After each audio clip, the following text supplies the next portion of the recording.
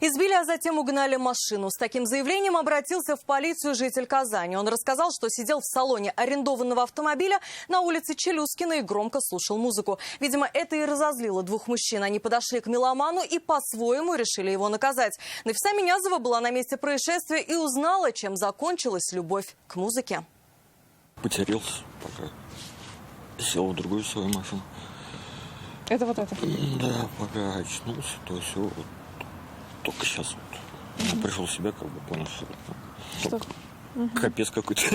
Об угоне машины мужчина заявил в полицию лишь через 2 часа. Объяснил тем, что уснул после того, как его избили двое неизвестных. Возможно, на это повлияло и то, что он употреблял алкоголь уже вторые сутки. Говорит, отдыхал в салоне арендованной для работы в такси-машине и громко слушал музыку. Видимо, таким образом он разозлил местных жителей. К нему подошли двое мужчин и стали с ним ругаться. А как эти мужчины подошли, они что вам сказали? Громко музыку слушал, Не понравился момент? Ну, А потом уже вас вырубили, вы не помните, как все произошло? ну да. Мужчину избили, но этого нападавшим показалось мало. Они сели в чужой автомобиль, после чего уехали. Узнав об этом, полицейские объявили план «Перехват». Спустя несколько часов разбитую машину вместе с вероятными угонщиками нашли на улице Белинского. Оказалось, что по пути они попали в аварию на улице Беломорская, но останавливаться не стали и скрылись с места ДТП. За содеянное им теперь грозит уже уголовная ответственность.